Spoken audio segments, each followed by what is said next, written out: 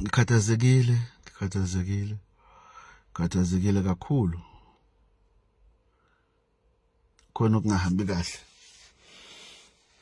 Khona umoya ongekho right. Uphazamisa umphakathi. Phazamisa abazali, phazamisa ikakhulu abantwana bethu. Phazamisa amantombazana. Ngalendlela le nami engayi-understand. Akukho right. Indlela izinto zenzeka ngakhona abantwana bayalimala. Makungasema e-hailing babamba inkunzi. It's now these murders that are happening. Bayabulawa abantwana bethu, bayabulawa. It's just ngiyacela sikhulekeni. Ngiyacela ngathi singaphuma sonkana la eSoweto. Sikhuleke. Ngiyazi siyacela ukuthi government ingenelele. Kodwa nje eqinisweni lento sizwa thina emakhaya. Ngoba yithi esilimazayo. Yebo siyacela uhulumeni udlala indima yakhe, kodwa asike nathi sithatheni lethu igxathu, sithatheni sibuyisele kuMvelinqangi.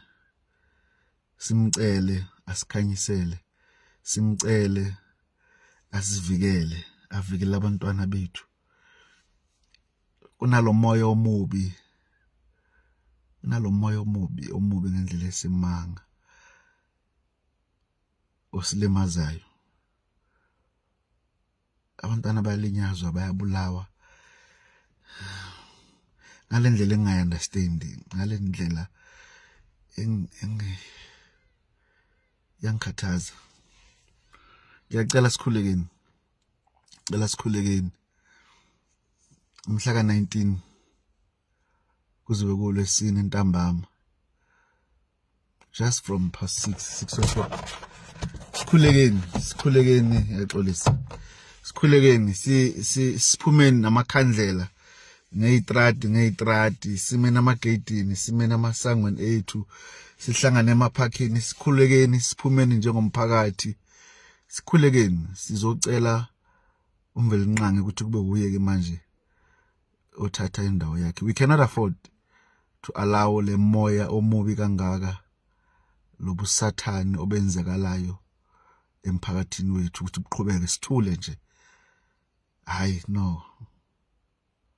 Ngikhathazekile kakhulu. Ngiyacela sisukumeni. Ngiyacela siphakameni. Ngiyacela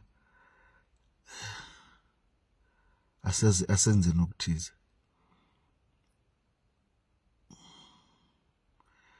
Ngangikhathaza lokho.